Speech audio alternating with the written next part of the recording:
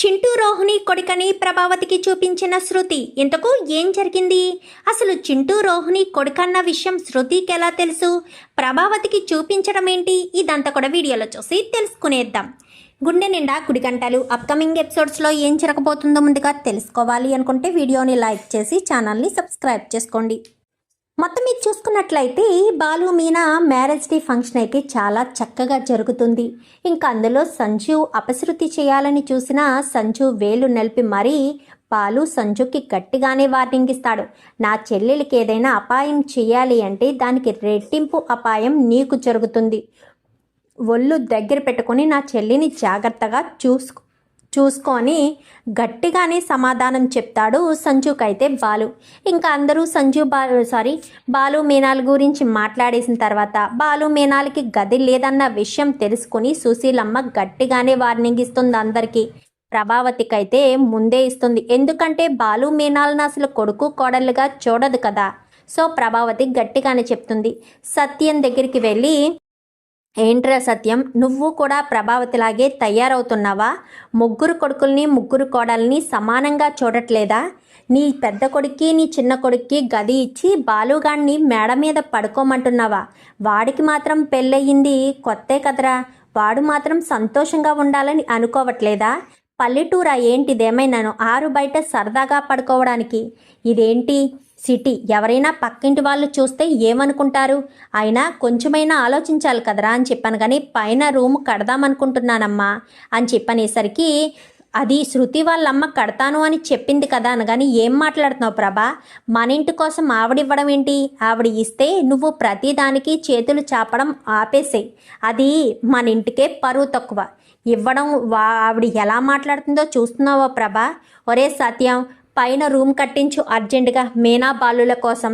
కావాలంటే డబ్బులు పంపిస్తాను అని చెప్పనేసరికి, యొద్దమ్మా, నువ్వే కష్టపడి రూపాయి పోగేస్తున్నావు అనగానే, ఎవరి కోసం పోగేస్తున్నానరా? నా మనవల కోసం, నా కొడుకు కోసమే కదా.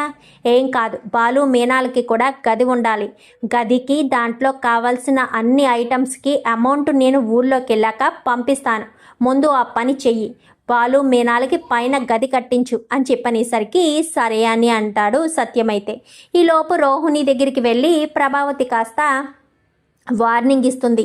ఇంట్లో వాళ్ళందరికీ అందరూ వచ్చారు వెళ్ళారు. మీనా బాలు పెళ్లి రోజు అంటే వాళ్ళమ్మ ఉన్నంతలోనే బట్టలు తెచ్చిపెట్టింది.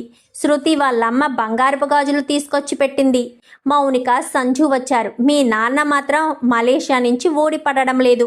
ఎప్పుడు వస్తాడో, ఆయన్ని చూసే భాగ్యం ఎప్పుడు కలుగుతుందో అని చెప్పనేసరికి, మా నాన్న జైల్లో ఉన్నాడు కదా అత్తయ్య అని చెప్పనేసరికి, అవునులే, మీ నాన్న జైలుకి వెళ్ళకముందు వారం వచ్చి కూతుర్ని చూసుకొని పరామర్శించి వెళ్ళేవాడు కదా. ఇంట్లో ఉన్న సామానమంతా మీ నాన్న సారిగా పెట్టిందే కదా అని చెప్పనేసరికి, అది కాదత్తయ్య అనగానే, చూడు రోహిణి, మీ నాన్నో మీ అమ్మో ఎవరొకరు వస్తూ పోతూ ఉంటేనే బాగుంటుంది. నీకు కూడా మర్యాద దక్కుతుంది. ఎన్ని రోజులని నిన్ను కవర్ చేయగలను? అయినా నువ్వు మీ నాన్నని ఇక్కడికి రమ్మని చెప్పాలి. బెయిల్ గురించో ఇప్పిస్తారో ఏం చేస్తావో తెలీదు. అయినా మీ నాన్న జైల్లో ఉన్నాడని కానీ నువ్వు ఒక్కసారి కాకపోతే ఒక్కసారి కూడా వెళ్ళడం నేను చూడలేదు. వెళ్ళి మీ నాన్న ప్రాబ్లం ఏంటో అక్కడ చూసుకుని మీ నాన్నని జైలు నుంచి విడిపించుకోవడం మానేసి ఇక్కడ కూర్చుని ఎంజాయ్ చేస్తున్నావు అంటూ మాట్లాడేసరికి, లేదత్తయ్య వెళ్తాను అని చెప్పి ఇంకా వెంటనే రోహిణి కాస్త వాళ్ళ అమ్మకు ఫోన్ చేసి వాళ్ళ అమ్మని పరామర్శించి వాళ్ళ అమ్మతో మాట్లాడి తన బాధ కష్టం సుఖం అంతా కూడా చెప్పుకొని, ఈ వారంలోనే కలవడానికి నేనే ఊరు వస్తాను అని చెప్తుంది రోహిణి అయితే. చెప్పిన తర్వాత సరే అని, రామ్మ, కూతురు అమ్మగారింటికి వస్తాను అంటే వద్దని చెప్తానా? అల్లుడితో సహా రమ్మని చెప్పే హక్కు అధికారం నాకు ఉన్నా చెప్పినా నువ్వు తీసుకొచ్చే పరిస్థితి లేదు అని నాకు అర్థమవుతుందిలే అమ్మా, నువ్వైనా రా. వాడు ఏం చేస్తున్నాడు చింటూ అనగానే, వాడు ఎదుగుతున్నాడు కదా, నీ గురించే ఆలోచిస్తున్నాడు. నువ్వే పదే వాడికి గుర్తొస్తున్నావు అంటూ మాట్లాడేసిన తర్వాత సరే అని పెట్టేస్తుంది ఫోను. మనోజ్ వస్తున్నారని, రా రోహిణి పడుకుందామని చెప్పి పడుకుంటారు. పడుకున్న తర్వాత ఇంకా మరుసటి రోజు పార్లర్కి వెళ్ళిపోతుంది రోహిణి. అయితే ఏంటి అలాగున్నావు అని చెప్పాను, కానీ మా అత్తగారు మా నాన్న ఇంటికి రావట్లేదని చెప్పి పదే పదే అడుగుతున్నారే, డబ్బులు తీసుకొస్తే సరిపోతుంది అనుకున్నాను అని చెప్పాను, కానీ అలా ఎలా అనుకుంటావే? నా మాట విని వేరే ఆర్టిస్ట్ని చూస్తాను, మీ నాన్న హోదాలో ఇంటికి తీసుకెళ్ళు, అప్పుడు ఎలాంటి ప్రాబ్లం ఉండదు అని చెప్పాను, కానీ చాలే బాబు, ఇప్పటికే మేనమామ అంటూ తీసుకొచ్చావు, వాడు మాట్లాడితే మేక మటను అంటూ మాట్లాడుతున్నాడు, ఎక్కడ బాలుకి దొరికిపోతాడా అని భయమేస్తుంది. ఇప్పుడు మా నాన్న క్యారెక్టర్ని తీసుకొచ్చావంటే ఇంకా కొంపలంటుకుంటాయి. ఎందుకులే, ఆ టెన్షన్ నాకు అవసరం లేదులే, కానీ వదిలేసేయి, నేను చూసుకుంటాను, ఏదో రకంగా మా అత్తగారినే మేనేజ్ చేసుకుంటాను అని చెప్పాను, కానీ మీ అమ్మని చూడడానికి ఒక్కసారైనా వెళ్ళకపోయావా? మీ అమ్మ నీ కొడుకు అక్కడ ఎలా ఉన్నారో ఏంటో అని చెప్పనేసరికి వెళ్తాను, ఈ వీక్లో వెళ్తాను, పెళ్ళిళ్ళు ఉన్నాయి కదా, ఏదో ఒక పెళ్ళి వంక పెట్టి వెళ్ళి మా అమ్మ వాళ్ళతో ఒక 2 రోజులు ఉండి వస్తాను అని చెప్తాను. పెళ్ళిళ్ళకి వెళ్ళి అక్కడే ఉండి చెయ్యాలి, మా మేడం నన్ను పంపిస్తున్నారని వంక పెట్టి వెళ్తాను. లేదంటే వాడికి నాతో టైం స్పెండ్ చేయాలని ఉంటుంది కదా, వాడిని ఎలాగా నా దగ్గరికి తీసుకురాలేను. మా అమ్మ కూడా నా దగ్గరికి వచ్చి నన్ను ఏమీ చేయలేదు, చూడలేదు కూడా, ఇంకెందుకు, నేనే వెళ్తాను అని చెప్పి ఇంకా రోహిణి అంటుంది, వెళ్ళే, వాళ్ళకి నువ్వు తప్ప ఎవరున్నారు చెప్పు, నీకే కష్టం వచ్చినా మీ అమ్మాయి ఎంతో కొంత డబ్బులు ఇచ్చి ఆదుకుంటుంది కదా అని చెప్పాను, కానీ అవును అని చెప్పి ఇంకా ఇద్దరు అనుకున్న తర్వాత శృతి డబ్బింగ్ స్టూడియోలో డబ్బింగ్ చెప్తూ ఉంటుంది. చెప్పేసరికి మేడం మీకోసం ఎవరో వచ్చారు అనగాని, ఎవరొచ్చారు అనగాని, ఎవరో మీ ఫ్రెండ్స్ అనుకుంటా మేడం అని చెప్పనేసరికి, అవునా మేనేజర్ గారు ఇప్పుడే వస్తాను అనగాని, సరేనమ్మా అని చెప్పి ఇంకా శృతి కాస్త బయటకు వచ్చేసరికి ఒక 4 ఫ్రెండ్స్ కాస్త శుభలేఖ తీసుకుని వస్తారు. ఏయ్ నీకు పెళ్ళి అనగాని, ఏంటే నువ్వు చేసుకోగలింది నేను చేసుకోకూడదా ఏంటి అనగాని, పెళ్ళి అలాంటివి ఏమీ వద్దని చెప్పావు కదే, ఎంజాయ్ చేయాలి అన్నావు కదా అని చెప్పాను, కానీ ఎంజాయ్ చేయాలనే అనుకున్నాను, కానీ ఈలోపు పెళ్లి సంబంధం కుదిరింది. ఆ పెళ్లి సంబంధం పల్లెటూరులో పెళ్ళంట. పల్లెటూరులో పెళ్ళంటే వద్దనుకున్నాను, కానీ 5 రోజులు పెళ్ళి, తప్పకుండా అందరూ రావాలి, చాలా సందడిగా ఉంటుందని ఫ్రెండ్స్ అందరినీ ఒప్పించాను, నువ్వు కూడా రావాలి అనగానే, నాకు పెళ్ళయింది కదే అని చెప్పనేసరికి, పెళ్ళైతే మాత్రం రవి నిన్ను పెళ్ళికి వెళ్ళొద్దని అంటాడా ఏంటి, కావాలంటే రవితో నేను మాట్లాడతాను అనగాని, ఏం అవసరం లేదులేవే, నేనే ఇంతకీ ఎప్పుడే పెళ్ళి అని చెప్పనేసరికి, డేట్ ఉంది చూడవే అని చెప్పాను, కానీ ఏంటి 5 డేస్ మాత్రమే ఉందా, 5 డేస్లో పెళ్ళి పెట్టుకొని ఇప్పుడు వచ్చి శుభలేఖ ఇస్తున్నావా అనగాని, ఫ్రెండ్స్ కదే, దూరం అయితే టైం మర్చిపోతారు, బిజీగా ఉంటారు కదా, సో ఫ్రెండ్స్ అందరికీ కొంచెం ఆలస్యంగానే ఇస్తున్నాను, అందుకే మన ఫ్రెండ్స్ అందరినీ తీసుకొచ్చాను, ఒక 5 డేస్లో స్టార్ట్ అయిపోవాలి అందరూ అని చెప్పాను, కానీ సర్లే నేను చెప్తాను అని చెప్పి ఇంకా శృతి అంటుంది, ఎప్పుడు వెళ్ళాలి అని చెప్పాను, కానీ 5 డేస్లో పెళ్ళంటే 5 రోజులు పెళ్ళి అని అంటున్నారు కాబట్టి 5 రోజుల తర్వాత స్టార్ట్ అవుతుంది, కాబట్టి ఇది శుభలేఖలో సరిగ్గా చూడలేదే, డేట్ 10 డేస్కే ఉంది, కానీ 5 డేస్ నుంచి స్టార్ట్ అయిపోవాలి అని చెప్పాను, కానీ 5 రోజులు డబ్బింగ్ చెప్పకుండా ఉండడం కుదరదే అని చెప్పనేసరికి, ఏదో ఒకటి మేనేజ్ చేయవే అని చెప్పాను, కానీ సర్లే 5 డేస్ ఉంది కదా, రవిని ఒప్పించి మేనేజర్ని ఒప్పించి వస్తానులే అని చెప్పి అంటుంది. అనేసరికి ఇంకా సరే అని ఇంటికి వచ్చాక రవిని ఒప్పిస్తుంది. రవిని ఒప్పించేసరికి సరే వెళ్ళైతేని అనగానే, ఎప్పటికప్పుడు ఫోన్ చేస్తూ ఉంటాను అని చెప్పాను, కానీ ఓకే అని చెప్పి అనేసరికి సరే అంట. సరే అన్న తర్వాత, అత్తయ్య నాకు పెళ్ళుంది, నేను పెళ్ళికి వెళ్తున్నాను, 5 రోజుల వరకు పెళ్ళిలోనే ఉంటాను అనేసరికి, రవి నువ్వు వెళ్తున్నారమ్మా అనగానే, లేదత్తయ్య అది ఫ్రెండ్స్ మ్యారేజ్ కదా, రవి వచ్చినా అక్కడ ఇబ్బంది పడతాడు, నేనేమో ఫ్రెండ్స్తో బిజీగా ఉంటానా, రవి లోన్లీగా ఫీల్ అవుతాడు, అందుకే రవి రానని చెప్పేశాడు, నేను మాత్రమే వెళ్తున్నాను అని చెప్పాను, కానీ సరేనమ్మా అనగాని, ఏ ఊరు అనేసరికి ఏదో పల్లెటూరు పేరు నాకు ఐడియా లేదు, ఇక్కడి నుంచి అందరం కారులోనే బయలుదేరుతున్నాం అనగాని, సరే జాగ్రత్తగా వెళ్ళమ్మా అని చెప్పి సత్యం చెప్తాడు. ఇంకా ఇది ఎలా ఉంది కదా, రోహిణికి తెలీదు. రోహిణి కూడా మేడం సెలవు కావాలి అని చెప్పనేసరికి, ఇప్పుడు పెళ్ళిళ్ళు కదా శృతి, రోహిణి మరి ఇప్పుడు ఎలా సెలవు తీసుకుంటావు అనగానే, ప్లీజ్ మేడం అర్జెంటుగా వేరే ఊరు వెళ్ళాల్సి ఉంది అనగానే, అయితే ఈ 5 రోజులు మనకి ఇక్కడ కొన్ని పెళ్ళిళ్ళు ఉన్నాయి, ఇవి కవర్ చేసుకొని ఒక 5 డేస్ తర్వాత వెళ్ళు అని చెప్పాను, కానీ సరే మేడం అని చెప్తారు. చెప్పిన తర్వాత ఇంకా శృతి వెళ్ళే రోజు, రోహిణి వెళ్ళే రోజు ఇద్దరు ఒకే రోజు. శృతి ఏమో కారులో బయలుదేరుతుంది, రోహిణి ఏమో బస్సులో బయలుదేరుతుంది. ఇక్కడ అదృష్టము శృతి అదృష్టము, రోహిణి దురదృష్టం ఏంటంటే పెళ్ళి రోహిణి వాళ్ళ ఊర్లోనే, రోహిణి వాళ్ళ ఊళ్ళో కేపీ పాలెంలోనే అయ్యేసరికి శృతి కాస్త అంతా చూసుకుని ఇదంతా మేము తిరిగిన ఏరియాలోనే ఉందే అని చెప్పనేసరికి ఎప్పుడొచ్చావే అనగానే అదే మా అమ్మమ్మ ఊరు వెళ్ళాను అని చెప్పాను కదా, రవి వాళ్ళ నానమ్మ ఊరు అని చెప్పాను. కానీ అన్ని పల్లెటూర్లు ఒకేలా ఉంటాయే, అది ఇది ఒకటి కాదులే అని చెప్పనేసరికి సర్లే అని చాలా హ్యాపీగా వెళ్తారు. వెళ్ళిన తర్వాత రోహిణి కూడా ఇంచుమించు 2-3 రోజులు అక్కడే ఉందామని ప్లాన్ చేసుకుని కదా సెలవు పెట్టి ఇంట్లో పెళ్ళి ఉందని చెప్పి మరీ వెళ్ళింది. సో ఇంకా అక్కడ ఆ రోజు ఉండిపోతుంది. చాలా హ్యాపీగా తల్లితోని కొడుకుతోని చాలా బాగా ఎంజాయ్ చేస్తుంది. ఇంకిక్కడ రోహిణి అయితే శృతి కూడా అక్కడ పెళ్లి వాళ్ళందరితో ఆడపిల్లలందరికీ ఒక రూమ్ ఇచ్చేసేసరికి ఇంక అక్కడ చాలా హ్యాపీగా ఉంటారు. ఎంతసేపు ఉంటామే ఇలా, అలా ఊరు తిరిగి ఊరంతా చూసొద్దామే, పంట పొలాలు స్వచ్ఛమైన గాలి అలా తిరిగొద్దాము అని చెప్పనేసరికి ఉండే ఒకసారి ప్రియకు చెప్పేసి వస్తాను అని చెప్పి తన ఫ్రెండ్స్లో ఒక అమ్మాయి కాస్త బయటికి వెళ్ళి చెప్తుంది. సరేనే జాగ్రత్త, నా నెంబర్ ఉంది కదా, ఫోన్ చేయండి మీరు ఒకవేళ ఏదైనా దారి తప్పితే అనగానే ఏముందే మీ మామయ్య గారి పేరేంటి ఇక్కడ అని చెప్పాను. కానీ పేరు చెప్పేసరికి సరే పెళ్ళి జరుగుతుంది కదా అని అంటే ఎవరైనా అడ్రస్ చెప్తారు కదా, ఒకవేళ మేము రూట్ మారిపోతే అనగానే సరేనే, అయినా ఊరంతా ఫ్లెక్సీలు పెట్టేశారు, ఎక్కడికక్కడే ఫ్లెక్సీలు ఉన్నాయి, మీకు దారి తెలుస్తుందిలే అని చెప్పాను. కానీ సర్లేవే మేము బయలుదేరతాము అని చెప్పాను. కానీ సరేనని ఇంకా 4 ఫ్రెండ్స్ బయలుదేరతారు. ఇంకా అలా బయలుదేరుతూ తిరుగుతూ చాలా హ్యాపీగా ఎంజాయ్ చేస్తూ ఉంటుంది శృతి. పల్లెటూరు వాతావరణం అంటే అస్సలు నచ్చని శృతికి ఎప్పుడైతే సుశీలమ్మ వాళ్ళ ఇంటికి వెళ్ళిందో అప్పటి నుంచి పల్లెటూరు వాతావరణం కూడా తనకు బాగా నచ్చుతుంది. పంట పొలాలు అవి ఇవి చూసి చాలా హ్యాపీగా ఫీల్ అవుతుంది శృతి అయితే. ఇదంతా కూడా నాకు చాలా చక్కగా అనిపిస్తుంది.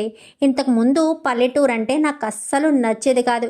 ఎప్పుడైతే రవి వాళ్ళ అమ్మమ్మ వాళ్ళ ఊరు వెళ్ళానో అప్పటి నుంచి నాకు పల్లెటూరు మీద ఇంట్రెస్ట్ బాగా పెరుగుతుంది. అందుకే పల్లెటూరు చూడాలని, పల్లెటూరు మీద నాకు ఎక్కువ ఆశ కలుగుతుంది అని చెప్పనేసరికి మంచిదే కదే అలా కలిగితేని అని చెప్పనేసరికి అదే అనుకుంటున్నాను అని చెప్పి ఇంకా చాలా చక్కగా మాట్లాడుకునేసరికి రోహిణి ఇంట్లో ఉండగా వీడు కాస్త గబగబా ఇంటికి వస్తాడు. చింటూ వచ్చి అమ్మ అనగాని ఏంట్రా అని చెప్పనేసరికి నాకు అక్కడ ఐస్ ఉంది, ఐస్ కొనవా అని చెప్పాను. కానీ డబ్బులు ఇగోరా తీసుకుని వెళ్ళు అనగానే లేదమ్మా నువ్వే వచ్చి కొనాలి అని చెప్పనేసరికి వెళ్ళమ్మా రోహిణి అని చెప్పాను. కానీ సరేనమ్మా అని చెప్పి బయలుదేరి వెళ్తుంది. రోహిణి ఇటు చింటూ ఇద్దరు కూడా నడుచుకుంటూ వెళ్తారు. నడుచుకుంటూ వెళ్ళేసరికి ఇంకా ఆ వెనకాల శృతి వాళ్ళు వస్తూ ఉంటారు వేరే రూట్ నుంచి. అయితే వస్తూ ఉండేసరికి రోహిణి ఇటు రోహిణి చింటూని ఎత్తుకుని నడుచుకుంటూ వెళ్ళి ఐస్ తీసుకుని వెనక్కి తిరిగి వచ్చేసేసరికి శృతి కాస్త చూస్తుంది రోహిణిని. ఇదేంటి రోహిణిలా ఉందే అనుకుంటూ రోహిణి అని పిలుద్దాం అనుకునేసరికి అమ్మ అంటూ మాట్లాడుతూ ఉంటాడు. అమ్మ అని మాట్లాడుతున్నాడేంటి వీడెవడు? అయినా రోహిణి ఇక్కడుందేంటి, ఇక్కడ ఉండవలసిన అవసరం ఏముంది? వాళ్ళదంతా కూడా మలేషియా అని చెప్పింది. మరి మలేషియా అని చెప్పిన తర్వాత ఈ పల్లెటూరు రావాల్సిన తనకు పని ఉంది? పైగా ఎవరినో ఎత్తుకుంది, పైగా అమ్మ అని పిలుస్తున్నాడు అని చెప్పి అనుకుంటూనే ఫోటో తీస్తుంది. ఎవరిదే ఫోటో తీస్తున్నావు అనగానే కొంచెం సేపు సైలెంట్గా ఉండండి, నేను ఏం చేసినా మీరు ఏం మాట్లాడకండి అనగానే సరేనని ఇద్దరు ఉండగా ఫోటోలు తీసిన తర్వాత సరేనే మీరు ఇక్కడే ఉండండి, నాకు చిన్న పని ఉంది, మీరు ఇక్కడే కూర్చుని ఉండండి, నేను వెళ్ళి పని పూర్తి చేసుకుని వస్తాను, మీరు వస్తే మళ్ళీ అల్లరవుతుంది అనగానే సరేనే అని చెప్పి అక్కడే ఒక చోట అంటే టీ స్టాల్స్ పెడుతున్నారు కదా పల్లెటూరులో ఎక్కడికక్కడ. సో టీ స్టాల్ ఉండేసరికి అక్కడ కూర్చునేసరికి అందరికీ మిల్క్ షేకులు ఇవ్వండి అనగానే అందరూ కూర్చొని మిల్క్ షేకులు తాగుతూ చక్కగా మాట్లాడుకుంటూ ఉంటారు. ఈలోపు శృతి కాస్త వెళ్తుంది. వెళ్ళేసరికి రోహిణి కాస్త డైరెక్ట్ ఇంట్లోకి వెళ్ళడంతో వాడు ఐస్ తీసుకుని వచ్చేసి పిల్లలతో ఆడుకుంటాడు.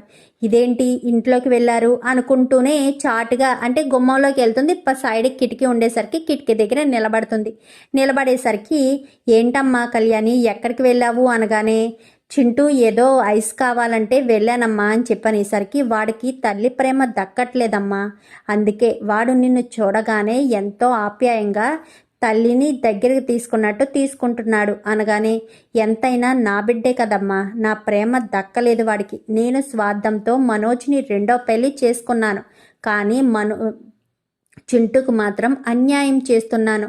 తల్లి ఉన్నా తల్లి లేదని చెప్పి మలేషియా అంటూ ఏయో అబద్ధాలు చెప్పాను. అబద్ధాలని కప్పిపుచ్చడానికి ఇప్పుడు ఎన్నో ప్రాబ్లమ్స్ని ఫేస్ చేయాల్సి వస్తుంది. కన్న తల్లి ఉన్నా కానీ కన్న తల్లి చనిపోయిందని చెప్పాను. కన్న బిడ్డ ఉన్నా వాడికి నా ప్రేమను అందినివ్వకుండా ఎప్పుడో అమాసుకో పున్నానుకో ఇలా వస్తున్నాను. వాడు నన్ను జన్మలో క్షమించడు కదమ్మా అనగానే, వాడికి అవన్నీ తెలియదమ్మా, నువ్వు కనిపిస్తే చాలు వాళ్ళమ్మ వచ్చిందని సంతోషపడిపోతాడు అని చెప్పనేసరికి ఒక్కసారిగా షాక్ అయిపోతుంది శృతి. అయితే షాక్ అయిపోయేసరికి బయటకు వచ్చేసరికి, ఎవరమ్మా నువ్వు అని చెప్పాను కానీ, నేను కళ్యాణి అని చెప్పాను కానీ, ఓహో మా కళ్యాణి ఫ్రెండ్వా అని చెప్పాను కానీ, తనకు ముందే పెళ్ళయిందా అనగానే, తన ఫ్రెండు అంటున్నావు, ముందే పెళ్ళయిందో లేదో తెలీదా అనగానే, నేను సిటీలో ఉంటాను కదండి, నాకు తెలీదు అని చెప్పనేసరికి, అవునమ్మా పాపం ఆల్రెడీ 10 సంవత్సరాల క్రితమే పెళ్ళయింది. అడుగో అంగో అక్కడ ఆడుకుంటున్నాడే బ్లూ కలర్ షర్టు, ఆ పిల్లోడే కళ్యాణి కొడుకు. ఇప్పుడు రాజమండ్రిలోనే ఏదో పార్లర్ పెట్టుకుని ఉంటుంది అని వాళ్ళమ్మ చెప్పింది. తనకు పెళ్లి చేద్దామని వాళ్ళమ్మ అనుకుంటుంది అని చెప్పనేసరికి, అవునా సరేనండి నేను ఒప్పిస్తానులేండి తనని అని చెప్పి అక్కడి నుంచి కాస్త టీ షాప్కి వచ్చేస్తుంది, టీ హోమ్కి వచ్చేసేసరికి, ఎక్కడికి వెళ్ళావే అనగానే, పని మీద వెళ్ళానని చెప్పాను కదా, స్ట్రాంగ్ టీ ఒకటి ఇవ్వండి తల పగిలిపోతుంది అనేసరికి, అదేంటే మిల్క్ షేక్ తాగవా అని చెప్పాను కానీ, వద్దే బాబు టీయే కావాలి అని టీ తీసుకొని తాగుతుంది. టీ తీసుకొని తాగిన తర్వాత సరే అని వెళ్దామా అనగానే వెళ్దామంటుంది. ఇంకా రోహిణి గురించి తెలుసుకుంది కదా, ఆ వీడియోలన్నీ జాగ్రత్త పెట్టుకుంటుంది. 5 రోజులు పెళ్ళి అవడంతో సరాసరి ఇంటికి వచ్చేస్తుంది. ఈలోపే రోహిణి కాస్త 2 రోజుల క్రితమే ఇంటికి వచ్చేస్తుంది. ఇంటికి వచ్చేసేసరికి, రోహిణి ఎక్కడికి వెళ్ళావు, నేను వెళ్ళిన రోజే నువ్వు కూడా ఊరు వెళ్ళావంట కదా అని చెప్పనేసరికి, అదా పార్లర్ విషయంలో ఊరు వెళ్ళిందమ్మా, పెళ్లి కూతురికి పెళ్లి మేకప్ చేయడం కోసం అనగానే, ఏ ఊరు వెళ్ళావు రోహిణి అని చెప్పనేసరికి ఏదో నోటుకొచ్చిన ఊరు చెప్తుంది. అవునా, మరి కేపీ పాలెంలో నిన్ను చూశాను, నేను అక్కడ 5 రోజులు ఉన్నాను కదా, నేను వెళ్ళిన పెళ్ళి కేపీ పాలెంలోనే కదా, పలానా వాళ్ళ అమ్మాయిది అని చెప్పనేసరికి ఒక్కసారిగా షాక్ అయిపోతుంది శృతి. ఏంటి రోహిణి షాక్ అయిపోతుంది. ఏంటి శృతి అక్కడికే వచ్చిందా, నన్ను చూసిందా అని టెన్షన్ పడుతూ ఉంటుంది. చెప్పు రోహిణి ఈ మాట్లాడవేంటి అనగానే, అదేంటమ్మా నువ్వేమో కేపీ పాలెము వెళ్ళింది అని చెప్తున్నావు, నువ్వేమో వేరే చోటకి వెళ్ళిందని చెప్తున్నారు అని చెప్పాను కానీ, అంతేలాంటి అబద్ధం చెప్పకపోతే దొరికిపోతుంది కదా, కేపీ పాలెం వెళ్ళిన విషయం మీకు తెలియకూడదులే, ఎందుకంటే కేపీ పాలెం వెళ్తే రోహిణి అసలు విషయం బయట పడిపోతుంది కదా అని చెప్పనేసరికి, అసలు విషయం ఏంటమ్మా అని చెప్పి అందరూ అడుగుతారు. ఏంటి శృతి అసలు విషయం ఏంటి అనగానే, అదేమీ లేదు మీనా అనగానే, ఏమీ లేదు కళ్యాణి అని చెప్పాను కానీ, కళ్యాణియా ఈ పేరేంటి కొత్తగా అని చెప్పాను కానీ, మీకు ఎవరికీ తెలియదు కదా, రోహిణి అసలు పేరు కళ్యాణియే అని చెప్పనేసరికి రోహిణి కాస్త టెన్షన్ పడిపోతూ ఉంటుంది. ఏంటి ఏం మాట్లాడట్లేదు అనగానే, ఎలా మాట్లాడుతుందా ఆంటీ, ఎలా నోట్లోంచి మాట వస్తుంది అనుకున్నారు, తను అసలు పేరు కళ్యాణి ఓకేనా, తనకి ఆల్రెడీ పెళ్ళి జరిగింది, ఇప్పుడు కాదు 10 years బ్యాకే జరిగింది. తన భర్త చనిపోతే మనోజ్ని రెండో పెళ్లి చేసుకుంది. ఆల్రెడీ తనకి కొడుకు అలాగే తల్లి కూడా ఉంది. మీకు మరొక షాకింగ్ న్యూస్ చెప్పనా ఆంటీ, రోహిణికి మలేషియాలో వాళ్ళ నాన్నున్నాడని, మలేషియాలో కోట్ల బిజినెస్ ఉందని చెప్పింది కదా, అదంతా కూడా అబద్ధమే. ఎందుకంటే రోహిణికి మలేషియాలో ఎలాంటి వ్యక్తులు తెలిసిన వాళ్ళు లేరు. నాకు అప్పుడే అనుమానం వచ్చింది, మలేషియాలో ఏ ఏరియాలో ఉంటావు అంటూ నేను ఎన్నోసార్లు అడిగినా రోహిణి నోరు విప్పి సమాధానం చెప్పలేదు. ఎందుకంటే మలేషియా ఏరియాలేమీ తనకు తెలియదు కాబట్టి. తనది ఒక పల్లెటూరు, తనకు తల్లి ఉంది, తండ్రి చిన్నప్పుడే చనిపోయాడు. అందుకే తల్లి చేతుల్లో పెరిగిన రోహిణికి చిన్నతనంలోనే పెళ్లి చేశారు. పెళ్ళైన సంవత్సరానికే భర్త యాక్సిడెంట్లో చనిపోయాడు. బిడ్డను చూసుకుంటూ చాలా రోజులు అదే పల్లెటూరులో ఉండిపోయింది. తర్వాత ఎవరి ద్వారానో రాజమండ్రి వచ్చి బ్యూటీ పార్లర్ కోర్సు నేర్చుకొని బ్యూటీ పార్లర్ అది పెట్టుకొని ఇక్కడే ఉండిపోయింది. ఏ రకంగా మీకు పరిచయం అయిందో నాకు తెలియదు, కానీ మీతో పరిచయం పెంచుకుని మనోజ్ని పెళ్లి చేసుకుంది. తన కొడుకు తనను చూడడానికి ఎంతో సంతోషపడతాడు. నేను వెళ్ళిన పెళ్లి దగ్గర వీళ్ళ అమ్మ వీళ్ళ కొడుకు అందరినీ కూడా నేను చూశాను. చెప్పు రోహిణి, నాకు రెడ్ హ్యాండెడ్గా దొరికిపోయావు. దొరికిపోయిన తర్వాత కూడా ఇంకా నువ్వు ఇలా చేస్తే నేను ఏమీ చేయలేను. ఇదిగో ఒక్కసారి ఈ వీడియో చూడండి, మీకే అర్థమవుతుందంటూ వాళ్ళిద్దరూ మాట్లాడుకున్నది కాస్త వీడియో తీసింది కదా. ఆ వీడియో అంతా ప్లే చేసేసరికి ఒక్కసారిగా అక్కడ ఉన్న వాళ్ళంతా షాక్ అయిపోతారు. అంటే శృతి చెప్పింది నిజమేనన్నమాట. రోహిణికి ఆల్రెడీ పెళ్ళి జరిగింది. రోహిణికి కొడుకు కూడా ఉన్నాడు. అబద్ధం చెప్పి మోసం చేసి పెళ్లి చేసుకుంది అని చెప్పి ఇంకా విషయం చెప్పేసరికి ఒక్కసారిగా షాక్ అయిపోతుంది రోహిణి. ఇదేంటిది, ఎలా దొరికిపోయాను అడ్డంగా? ఈ శృతి ఆ పెళ్ళికే ఆ ఊరికే రావాలా? నేను ఈ శృతి కంట్లోనే పడాలా? ఇప్పుడు నేను ఏం చెప్పి మేనేజ్ చేయాలి, ఏ రకంగా మేనేజ్ చేయాలి అని టెన్షన్ పడిపోతూ ఉంటుంది. ఇంకా కళ్యాణి అయితే టెన్షన్ పడిపోయేసరికి, ఏంటి కళ్యాణి అలా చూస్తున్నావు? నిజాలన్నీ తెలిసిపోయే కళ్యాణి, ఇంకా వేరే ఆప్షన్ లేదు. నువ్వే నీ నోటితో నిజాలన్నీ ఒప్పుకుంటేనే మంచిది. లేదంటే తర్వాత తెలుసుకోవడానికి చాలా కష్టపడాల్సి వస్తుంది. అలా తెలుసుకున్న తర్వాత, విషయం అంతా తెలిసిన తర్వాత అప్పుడు నీ పరిస్థితి ఏమవుతుందో ఒక్కసారి ఆలోచించు. నువ్వు అబద్ధాలు చెప్పి మోసం చేసి పెళ్ళిళ్ళు చేసుకున్నావు, కరెక్టే, కాదనట్లేదు. కానీ నిజానిజాలు ఏంటో తెలియాలి కదా, నిజానిజాలు ఏంటో చెప్పాలి కదా అని చెప్పనేసరికి ఏం మాట్లాడకుండా సైలెంట్గానే రోహిణి నిలబడడంతో ప్రభావతి కాస్త చెంప చెల్లుమనిపిస్తుంది. ఇప్పటి వరకు శృతి చెప్పింది నిజమా కాదా? ఆ వీడియోలో మాట్లాడిందంతా నిజమా కాదా? చెప్పు రోహిణి అని చెప్పాను, కానీ ఎంత దూరం వచ్చాక ఇంకా అబద్ధం ఆడినా ఏం ఉపయోగం ఉంది? నిజమంతా బయటకు వచ్చేసాక అబద్ధం చెప్పినా కానీ ఎవరూ నమ్మరు కదా. సో అందుకని ఇంకా తను మనసులో మాట ఇది ఏదైతే ఉందో అది ఓపెన్ అప్ అయిపోతుంది. అంటే శృతి చెప్పింది నిజమేనన్నమాట. నీకు పెళ్ళి జరిగిపోయిందనమాట. నీకు కొడుకు అని చెప్పాను, కానీ ఆ కొడుకు ఇడుగో అని చెప్పనేసరికి మీనా చూసి, ఆ కొడుకు ఎవరో కాదండి, చింటూనే. అంటే దుబాయ్లో ఉన్న వాళ్ళ అమ్మాయి ఈవిడేనా అని చెప్పనేసరికి అదే అయ్యుంటుంది అని చెప్పి ఇంకిద్దరు కూడా మాట్లాడుకుంటారు. ఇద్దరు మాట్లాడుకునేసరికి అయితే దుబాయ్లో ఉండే అమ్మాయి తినే అన్నమాట. అయితే ఇన్ని రోజులు ఎక్కడో దుబాయ్లో ఉన్నారంటూ చెప్పుకొచ్చారు. అదంతా ఈవిడ గురించేనా? పాపం ఆ తల్లిని బిడ్డని ఇద్దరిని కూడా మోసం చేశావు అని చెప్పనేసరికి అవన్నీ మా అమ్మ వాళ్ళకి తెలుసు అనగానే, అంటే నీ గురించి నువ్వు ఇలా పెళ్లి చేసుకున్నావన్న విషయం కూడా మీ అమ్మ వాళ్ళకి తెలుసు అన్నమాట. తెలిసే వాళ్ళు నీతో ఏం మాట్లాడకుండా సైలెంట్గా ఉన్నారన్నమాట. చాలా బాగుంది, చాలా గొప్పగా కూడా ఉంది అని చెప్పి మాట్లాడేసరికి, అది కాదత్తయ్య, ఒక్కసారి నేను చెప్పేది అనగానే, ఇంకేం చెప్తావు? తప్పులన్నీ ఒప్పుకున్న తర్వాత ఇంకేం చెప్తావు? ఒప్పుకోకపోతే వేరే ఆప్షన్ నీకు లేదు కాబట్టి ఒప్పుకుని చెప్పేశావు. ఇంకా ఏమున్నాయి చెప్పడానికి అంటూ మాట్లాడేసరికి, అది కాదత్తయ్య, ఒక్క మాట నా మాట వినండి, ఆ తర్వాత మీ ఇష్టం అని చెప్పాను. కానీ లేదు నేను వినదలుచుకోలేదు, మీరు నాకు ఏ విషయం చెప్పొద్దు అంటూ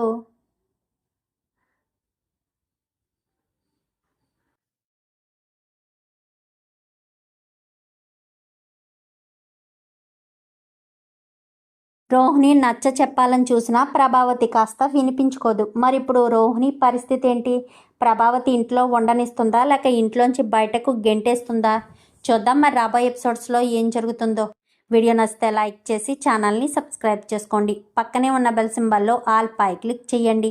ఇలా చేయడం వల్ల మేము పెట్టే ప్రతి వీడియో నోటిఫికేషన్ రూపంలో ముందుగా మీరే చూడగలుగుతారు.